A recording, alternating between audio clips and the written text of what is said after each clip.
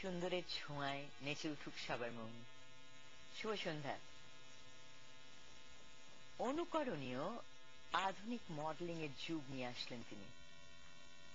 তার সরল, স্বাভাবিক, সাবলীল এবং খানিকটা বলবো স্বতঃস্ফূর্ত স্টাইল অফ মডেলিং একেবারে সবার মনে তার জন্য জায়গা করে নিল দারুণ ভাবে। আর তার সঙ্গে সৃষ্টিকর্তার বিশেষ অবদান, চেহারাগত সৌন্দর্য তাকে এক অভূতপূর্ব জায়গায় নিয়ে গেল আমাদের সবার কাছে, সবার মনে। সাদিয়া ইসলাম মৌ, সরি, তুমি কিছুক্ষণ আগে বলছিলে যে তুমি মোটা হয়ে গেছো, তুমি অমুক, তুমি কিন্তু মাশাআল্লাহ এখন মনে হচ্ছে কিছুই হয়নি। তুমি এত সুন্দর করে আমার নামে বললে, থ্যাংক ইউ সো মাচ। এটা বলার ব্যাপার না, সত্যি তো। তুমি কিন্তু জানো কি জানো না আমি জানি না, you are the pioneer of modern modelling. সেটা তোমার কতটা কৃতিত্ব এবং মেকারের কতটা কৃতিত্ব, মেকার খুঁজে বার করেছে তোমাকে, এবং সে মেকারটি কে? আসলে সবচেয়ে বড় যে কোনো জিনিসই সবকিছু সমন্বয়ে একসাথে হতে হয়। আমি একা বা মেকার একা না, পুরো এটা একটা টিম ওয়ার্ক। প্রত্যেকজনের, আমাদের সবারই সেরকম সামঞ্জস্যটা ঘটেছে বলেই হয়তো অ্যাডগুলো ভালো হয়েছে। সবকিছু মিলে আমি শুরু করি। প্রথম আমার মডেলিং শুরু হয় ফ্যাশন শো দিয়ে, প্রথম র্যাম্প মডেল ক্যাটওয়াক দিয়ে। প্রথম আমাকে এই জগতে নিয়ে আসে আমার বড় দুলা ভাই ফারুক হাসান। আমি যখন ক্লাস 7-এ পড়ি, অনেক ছোট, তো একটা শো হচ্ছিল, বিজিএম এর একটা শো হচ্ছিল। তো আমার আম্মাকে বললেন যে মা, ওকে আমি র্যাম্পে নিতে চাই। তো আমার বড় দুলা ভাই বললো, আমার মা বললো হ্যাঁ নিশ্চয়ই, কোনো অসুবিধা নেই, তুমি যেখানে বলছো সেখানে তো কোনো অসুবিধার কথাই নেই। তো নিয়ে যাওয়া হলো। ওই একটা করা থেকে 2-3টা অফার আসতে থাকে, এবং ফাইনালি যখন আমি ঢাকা ক্লাবের একটা ফ্যাশন শোতে র্যাম্প করি, তখন গীতিয়ারা চম্পা আন্টি, অ্যাটকমের মালিক, উনি আমার আম্মাকে বললেন যে রাশাপা দিয়ে দাও না তোমার মেয়েটাকে আমাকে। তো ওইভাবেই আসলে চলে আসে। আমি কখনো চিন্তা করিনি আমি মডেল হব, তবে আমার মা বাবা বাড়ির সবার প্রত্যেকের অনুপ্রেরণাতে, এবং মানে বিশেষ করে রীতিমতন ছোটবেলা থেকে যদি জোর করে কোনো কিছু আমাকে কেউ করিয়েছে সেটা হলো নাচ। একদম রীতিমতন, মানে আমি ক্লাসে যেতে চাইতাম না, কান্না কাটি শুরু করে দিতাম। মানে জোর করে টেনে হিচড়ে যেমন বাবা মারা পড়াশোনা করায়, ঠিক আমার মা আমাকে জোর করে ওরকম করে নাচ করিয়েছে। নাচটা আমি ছোট থেকেই করতাম। তবে মডেলিংটা বললাম ওভাবেই আসা শুরু। টিভিতে শুরু করি বাউন্স মডেল দিয়ে ফার্স্ট, শ্যাম্পু দিয়ে। গীতিয়ারা আন্টি, হ্যাঁ। ডিরেক্টর ছিলেন সাইদুল আলম টুটুল, ক্যামেরায় ছিলেন আনোয়ার হোসেন বুলু, আর অ্যাটকমের ছিল একটা, ঢাকায় করেছিল, শুট হয়েছিল এখানে। তো ওই ইংলিশ জিঙ্গল ছিল তখন, অত মানে ইংলিশ জিঙ্গলটা আমাদের দেশে অত বেশি পরিচিত, জিঙ্গলটা খুব ভালো হয়েছিল। সবকিছু মিলে ভালো হয়ে গেছে এই আর কি। তারপর থেকে একটার পর একটা অফার পাওয়া, আর নিজেকে চুজ করা যে কোনটা করব কোনটা করব না। পরিবারের তো একটা সহযোগিতা অবশ্যই আছে সম্পাপা, ওটা না হলে তো হতোই না। সবকিছুর দিকেই মানে তাদের এত বেশি সাপোর্ট আমি পেয়েছি, বিশেষ করে আমার আম্মা, আমার বড় বোন, আমার বাবা, সবাই মিলে এত বেশি সাপোর্টিভ ছিল। আমি আসলে কখনোই মনে করি যে আমি খুব ডিফারেন্ট একটা ফিল্ডে কাজ করছি বা কিছু। কারণ তোমার বাসার পরিবেশটা কালচার সবসময়, হ্যাঁ, খুবই সাংস্কৃতিক মনে আমাদের পরিবার। আমার বাবার গান, আমার বাবার গান, তোমার মার অভিনয়, আমার নানা তো মডেলিংও করেছে। হ্যাঁ হ্যাঁ, আমার মা মডেলিং করেছে, আমার বাবা তো গানের শিল্পী, সবাই জানেন। আমার নানা একজন শান্তিনিকেতনের স্টুডেন্ট, ওখানকার স্টুডেন্ট ছিলেন। তো মানে সংস্কৃতিটা আমাদের পরিবারের সাথে এবারে অনেক ছোটবেলা থেকেই আমরা প্রত্যেকেই কিন্তু ইনভলভ। আমার আরেকটা বোন আছে, গান করে। তো সবাই, মানে এটা আলাদা কিছু লাগেনি আমার কাছে কখনো। তার পাশাপাশি তুমি পড়াশোনাটাও করছিলাম, নাচটাও করছিলাম, মানে সবই এক পাশাপাশি করতে হচ্ছিল। ওই যে বললাম, জোর করে বাবা মারা যেমন পড়তে বসায়, আমাকে পড়তেও বসানো হতো, এবং জোর করে আমাকে নাচের স্কুলেও পাঠানো হতো। পড়াশোনাটা তুমি সিরিয়াসলি করে যাচ্ছিলে? হ্যাঁ, সিরিয়াসলি। মানে ইট ওয়াজন্ট যে হলো আমি মডেল হয়ে গেলাম অতএব আমি পড়াশোনা করব না, এরকম ছিল কি? না, কখনোই তা ছিল না। তবে খুব এক্সক্লুসিভলি খুব ভালো স্টুডেন্ট ছিলাম না, এভারেজ ছিলাম সবসময়। ও লেভেলস দিয়েছি ওরকম, কিন্তু খুব মানে খুবই ভালো কিছু বাবার মতন ওরকম ব্রিলিয়েন্ট ছিলাম না। হ্যাঁ, সেটা খানিকটা তোমার কর্মব্যস্ততাও একটা ব্যাপার ছিল। আর বাবাদের সময়ে ব্যাপারটা তো অনেক অন্যরকমও ছিল। হ্যাঁ, যাই হোক, এই নাচের ব্যাপারটায় তুমি তো অনেক ছোটবেলায় শুরু করলে। 3-3.5 বছর হ্যাঁ, বয়স। হ্যাঁ। এবং তারপর নাচটি প্রশিক্ষণ তুমি নিতে শুরু করলে কোথা থেকে? আমি প্রথম শুরু করি, আমার মা আমাকে ভর্তি করিয়ে দেয় আমার 2 বোনকে একসাথে, একজনকে গানে একজনকে নাচে, বুলবুল একাডেমি থেকে, বাফা। ওখান থেকে সার্টিফিকেট কোর্স পাশ করেছি এবং পাশ করার পরে ফাইনাল ইয়ারে থাকতেই আমরা রেগুলার অনুষ্ঠান করা শুরু করি বাইরে। এদিকে রেগুলার অনুষ্ঠান, এদিকে পড়াশোনা তো আছেই, আর তখন মডেলিংটাও করছিলাম।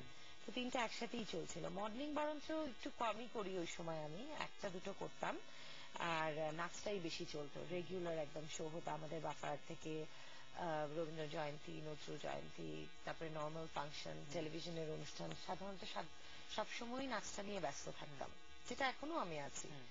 মডেলিং এখনো কম করি, তখনও কম করতাম, কিন্তু নাচটা আমার বরাবর। মডেলিংটা হয় কি, এতবার প্রচারিত হয়, মানুষ হয় বোধহয় ওটাই তুমি করছো। হ্যাঁ, যেমন আমার মানে একটা কিন্তু মনের ইয়ে আছে, অনেক লোক অনেক সময় জানতোই না, অনেকদিন পরে আর কি জেনেছে যে আমি এক নৃত্যশিল্পী। বলতো তুমি মানে আমি মডেল, আচ্ছা আপনি নাচেনও? এটা নিয়ে কিন্তু আমার খুবই মন খারাপ লাগতো। আমি কিন্তু নাচ শিখে অনেক ছোটবেলা থেকে, কিন্তু মডেলিংটা করেছি অনেক বড় হয়ে। কিন্তু ওটার পরিচিতিতে লোকে বলতে পছন্দ করে মডেল মৌ, নৃত্যশিল্পী মৌ কিন্তু কেউ খুব একটা বলে না। এবং সেখানেই আসি আমরা, নৃত্যটা কিন্তু যথেষ্ট সিরিয়াস একটা সাধনার বিষয়, তাই না? মডেলিং তো সে অর্থে সাধনার বিষয় কিছু দরকার হয় না। হ্যাঁ, তোমাকে ব্যবহার করা হয় মডেলিং এর জায়গাটাতে, তাই না? নৃত্যটাতে হলো তোমার নিজে সমস্ত কিছু ব্যবহার করতে হয়, শিখতে হয়। হ্যাঁ, না শিখে তো ওটা করার কোনো উপায় নেই। পাশাপাশি আমি বলবো যে কেবল আমি গান গাইছি এটাই না, বা আমি নাচছি বা আমি অভিনয় করছি এটাই না, পাশাপাশি পড়াশোনাটা করাও ভীষণ জরুরি। অবশ্যই, এটি তো আমাদের প্রথম, এটি তো সারা সবসময় থাকবে। এগুলো তো টেম্পোরারি একটা জিনিস। টেম্পোরারি না হলে তুমি যদি গানকেও এগিয়ে নিয়ে যেতে, মডেলিং এর জীবনটা তুমি বলো। হ্যাঁ, এটা তো খুবই ছোট্ট একটা জিনিস, তো আমার কাছে মনে হয় এটা স্থায়িত্বটা খুবই কম, মানে খুব অল্প টাইমের জন্য এটা ইয়ে হয়। এখন যদি ইচ্ছে করি মানে একটা বয়সের পরে মডেলিংটা ওরকম করে করা যায় না, কিন্তু বা আমি চাইবো না যে আমাকে ওরকম করে একটা বয়সের পরে ওরকম করে আমি বিস্কিটের একটা অ্যাড করছি, লাফাঝাপি করে আমাকে উপস্থাপন করতেও, মানে করুক কেউ, সেটা যেমন চাইবো না, এবং আমি নিজেকে করি সেটাও আমি চাইবো না। সেটার স্থায়িত্বটা খুবই কম। তবে হ্যাঁ, ভালো লাগে করতে, মডেলিং করতে ভালো লাগে। তবে নাচ বা অভিনয় বা এটা পড়াশোনা, এগুলো কিন্তু সারা জীবনের একটা জিনিস, যেটা সব সময় সবার কাছে সাথে থেকে যায়, আমার মনে হয়। এই কথাটা আজকে বাচ্চারা মন দিয়ে যেন শোনে। হ্যাঁ, এবং কারণ আছে, সারাক্ষণ আমার কাছেও, তোমার কাছে নিশ্চয়ই অনেকেই আসে, আমার কাছেও এত ছবি আসে, এত মডেল হতে চাই। হ্যাঁ, আমি একটা জিনিস বলতে, মানে তুমি যদি বলো, তুমি বলো যে পড়াশোনাটা অবশ্যই জরুরি, এবং আগে পড়াশোনাটা, তারপরে সবকিছু, তারপরে নাচ করো, অভিনয় করো, গান করো, সবই থাকবে, কিন্তু এটা হচ্ছে এক্সট্রা কারিকুলাম অ্যাক্টিভিটিস, বাট মানে ফার্স্ট প্রায়োরিটি হচ্ছে পড়াশোনাটা, শিক্ষাটা। ভেতরের সৌন্দর্য চর্চাটা আগে বিশেষ করে করা উচিত, তারপর সৌন্দর্য আপনা থেকে আসবে।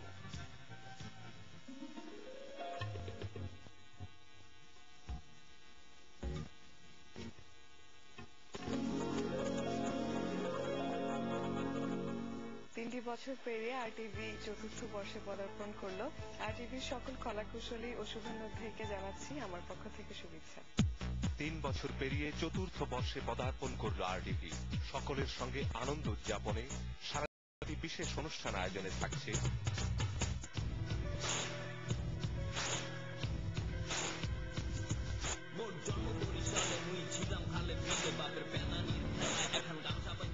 নোমান রবিনের রচনা এবং পরিচালনায় নাটক ডিজে সেন্স।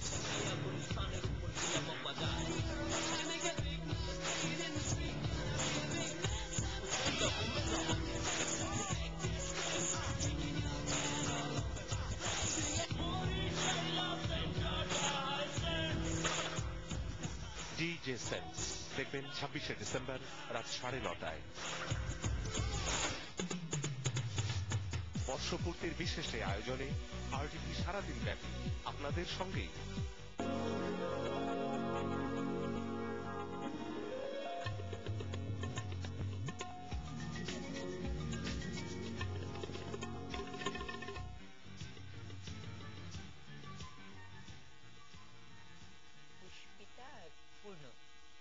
নাম দুটো? তোমার দুই কন্যা?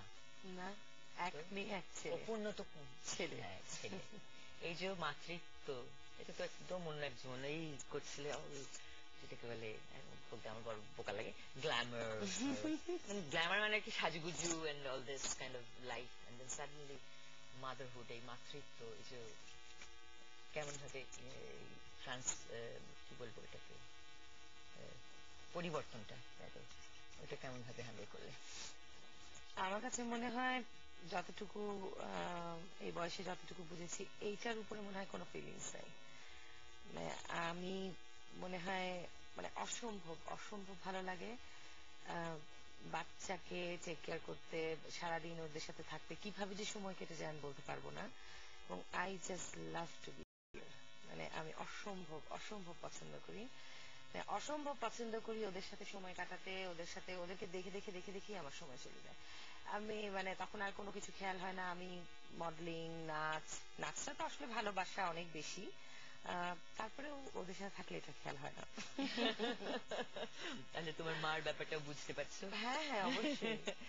এখন আরো বড় বেশি করে বুঝতে পেরেছি। যখন নিজে মা হয়েছি তখন বুঝতে পেরেছি। মা যখন আগে বলতো যে মা হবি যখন, তখন বুঝতে পারবে, কিন্তু তখন কোনোদিন বুঝতাম না। এখন বুঝি যে মার কষ্টটা, মার ইয়েটা, যে কত কষ্ট মা করেছে আমাদেরকে বড় করতে গেলে। এখন কিছুটা হলেও ফিল করতে পারি, অত বুঝতে পারি না, কিছুটা ফিল করতে পারি। কাজের সঙ্গে তো একটা প্রেম আছে, হ্যাঁ, তোমার নৃত্যের সঙ্গে।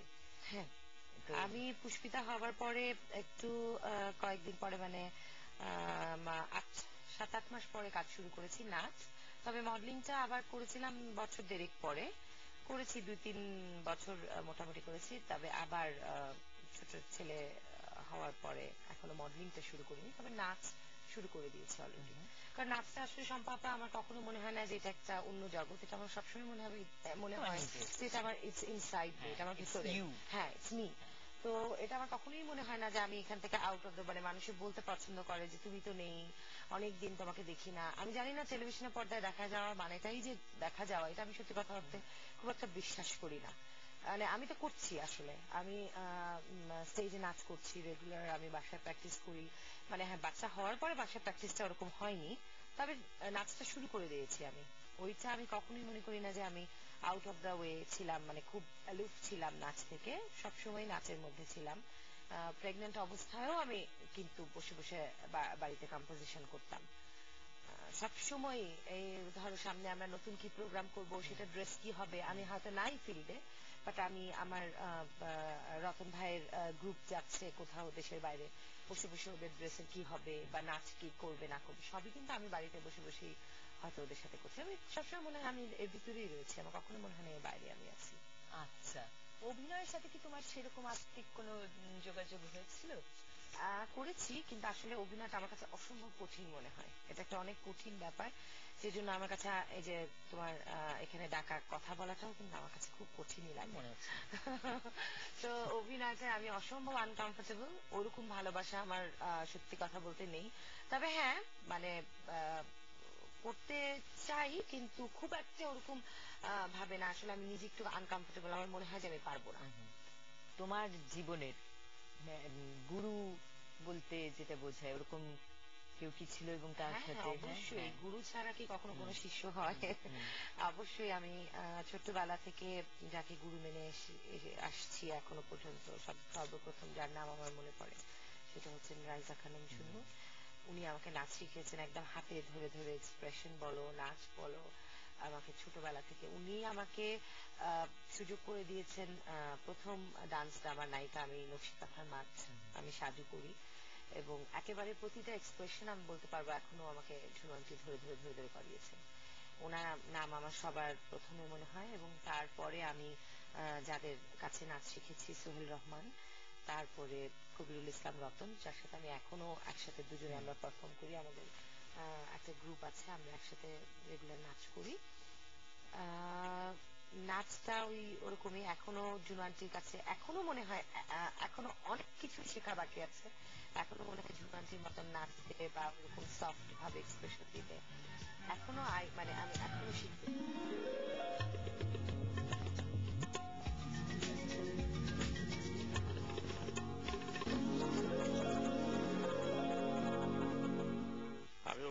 আফজাল শরীফ। আমি আরটিভিকে শুভেচ্ছা জানাতে এসেছি। আরটিভি তৃতীয় বৎসর থেকে চতুর্থ বৎসরে পা রাখলো। আমার এবং আমার ভালোবাসার দর্শকদের পক্ষ থেকে আরটিভিকে, আরটিভির কলা কৌশলী সবাই আমার প্রাণ ঢালা শুভেচ্ছা। 3 বছর পেরিয়ে চতুর্থ বর্ষে পদার্পণ করল আরটিভি। সকলের সঙ্গে আনন্দ উদযাপনে সারাদিন ব্যাপী বিশেষ অনুষ্ঠান আয়োজনে থাকছে সোহেল রানার প্রযোজনায় তারকাদের সাথে আলাপচারিতা, তারকালাপ। 26 ডিসেম্বর সকাল 11টায় বিশেষ বিশেষ তারকাদের নিয়ে তারকালাপ দেখবেন 26শে ডিসেম্বর সকাল 11টায়। বর্ষপূর্তির বিশেষ এই আয়োজনে আরটিভি সারাদিন ব্যাপী আপনাদের সঙ্গেই।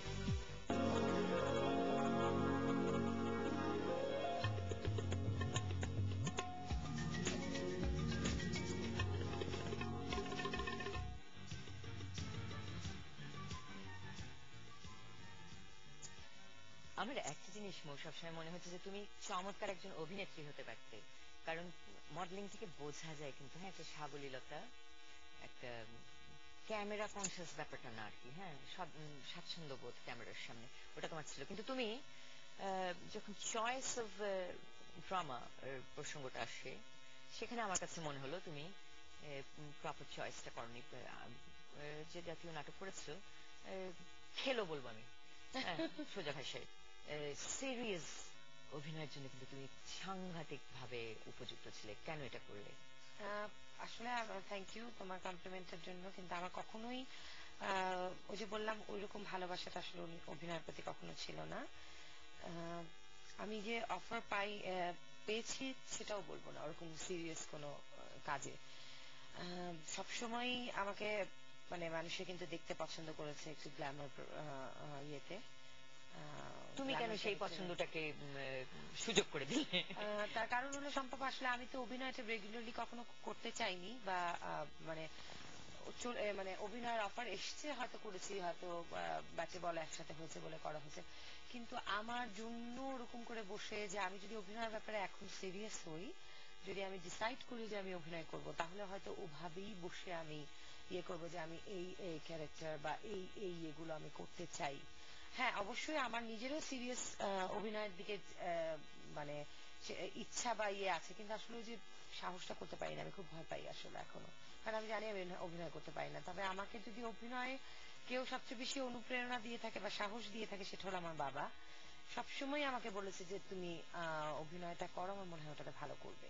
কিন্তু আসলে আমার মনে হয়েছে তুমি যে মনে করো যে তুমি ভালো অভিনয় করো, এটা খুব ভালো। হ্যাঁ, আমি যদি মনে করি এখন আমি সাংঘাতিক একজন অভিনেত্রী, সেটা খুব একটা বিনয়ের বিষয়ও না এবং সেটা খুব ভালো সুস্থ জিনিসও না। তুমি এটা মনে করো এটা খুব ভালো, কিন্তু তুমি খুবই ভালো অভিনয় করতে পারবে, এটা আমরা যারা তোমাকে দেখি বা দেখেছি তারা এটা বলতে পারি। আমি আশা করবো যে তুমি একটা চমৎকার একটা অন্যরকম চরিত্র, যেমন মানে যেখানে অভিনয় করার আছে, চেহারা দেখানো না। যেমন অনেকদিন ধরেই কিন্তু অভিনয় করার আছে, এরকম আমাকে অনেকদিন ধরেই যাই বলছে একটা চরিত্র করার জন্য, কিন্তু ওরকম করে আমার সময় হয়ে উঠছে না। আমি বলছি আমি আরেকটু পরে আমি আরেকটু পরে জিনিসটা নিয়ে আসতে চাই। সবসময় কিন্তু মানে আমাকে মানে বেশ অনেকদিন ধরেই যাই বলছে একটা সিরিয়াস একটা রবীন্দ্রনাথের নাটকের ব্যাপারে বলছে সবসময় যে আমি চাই তুমি এটা করো বা কিছু, কিন্তু আমার ওই যে একটু ভয় লাগে, সাহসটাও হয় না। তবে সম্ভব খুব একটা সবাই কিন্তু আমাকে সিরিয়াস নাটকে খুব একটা অফারও করে নাই, তুমি যেরকম বললে। তবে আমি আশা করবো আগামীতে তোমার ইয়েটা রাখতে, তোমার ইচ্ছাটা আমি চেষ্টা করব যে আমি চেষ্টা করে দেখতে পারি। আমি যদি কোনোদিন সিরিয়াস কোনো নাটক করি, নাটক যদি করি, খুব দুঃসাহসের বিষয় নাটকটি আমার মনে হয়, তাহলে অবশ্যই চাইবো যে তুমি করো। শোনো, এই প্রসঙ্গ থেকে চলে আসছি, যে হলো তোমার দেখা দেখি কিন্তু এখন মানে হুড় মুড়িয়ে ছেলেমেয়েরা ভাবছে যে মডেলিং করলেই জীবন সার্থক, পড়াশোনাকে অবহেলা করে। আমি দেখছি তো, কারণ আমার কাছেও অনেক বাচ্চারা আসে, বেচারারা ওরা পড়াশোনা ত্যাগ করে জীবনে সবকিছু ত্যাগ করে মডেলিং করতে চায়। এইখানে তোমার একটু সোচ্চার হওয়া উচিত ছিল না কি, যে না please carry on with your education, হ্যাঁ চালিয়ে যাও। আগে এটা ঠিক, এটা আমি আগেও বললাম কথাটা যে হ্যাঁ পড়াশোনাটা সবার আগে, যেটা আমাদের সবসময় প্রতিটা ক্ষেত্রে প্রতিটা ব্যাপারে আমাদের কাজে লাগবে আগামীতে। হ্যাঁ মডেলিংটা এটা কিন্তু খুব টাইমটা খুব কম, সেজন্য আমিও চাইবো সবাই আগে অবশ্যই পড়াশোনাটা ফার্স্ট প্রায়োরিটি, এবং এগুলো হচ্ছে এক্সট্রা ক্যারিকুলাম অ্যাক্টিভিটিস, এগুলো তারপরে করতে। পড়াশোনাটা অবশ্যই প্রথম প্রায়োরিটি এবং সবারই করা উচিত, খুব সিরিয়াস ভাবে করা উচিত, তারপরে অন্য কিছু আসতে পারে। কিন্তু তার মানে এই না যে পড়াশোনাই শুধু করবে, গান নাচ মডেলিং বা কোনো কিছু করবে না, যে কোনো একটা কিছুর মধ্যে থাকা উচিত, কিন্তু পড়াশোনাটাকে ছাপিয়ে না, সেটাকে আগে মুখ্য রেখে মানে তারপরে। হ্যাঁ, মূর্খ আর্টিস্ট হওয়ার চেয়ে বোধ হয় আর্টিস্ট হওয়া ভালো। হ্যাঁ, কারণ তখন আর্টের ব্যাপারটা অনেক বেশি বোঝা বুঝতে যায়। পারে, হ্যাঁ। যেমন ধরো তুমি নিশ্চয়ই ছবি দেখতে পছন্দ করো, ছায়াছবি হ্যাঁ, হ্যাঁ, নিশ্চয়ই। বা চিত্রকলার ছবি, তাই না? মানে এই বিষয়গুলো তোমার কেমন লাগে?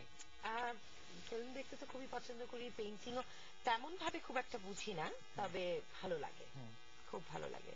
আর ফিল্ম তো এটা একটা অনেক বড় মিডিয়া, অবশ্যই ভালো লাগে দেখতে, খুবই ভালো লাগে। যে কোনো দেশের ছবি দেখতে ভালো লাগে, শুধুই বাংলা ছবি দেখি বা হিন্দি ছবি দেখবো না এরকম কোনো ধারণা আমার নেই। যে কোনো ভালো ছবি আমি দেখি, ইংলিশ ছবি দেখি, বাংলা হিন্দি, যে কোনো ভালো জিনিস আমি মানে পছন্দ করি, এনজয় করি দেখতে। আর জাহিদ? জাহিদ কি ব্যাপারে বলবো, ফিল্মের ব্যাপারে? সবকিছুর ব্যাপারে তোমার জীবনের সঙ্গে। অবশ্যই ও একটা অনেক বড় আমার লাইফের সব বিষয়ে, যেমন আমার ফ্যামিলির পরে, মানে অবশ্যই জাহিদ আমার ফ্যামিলি।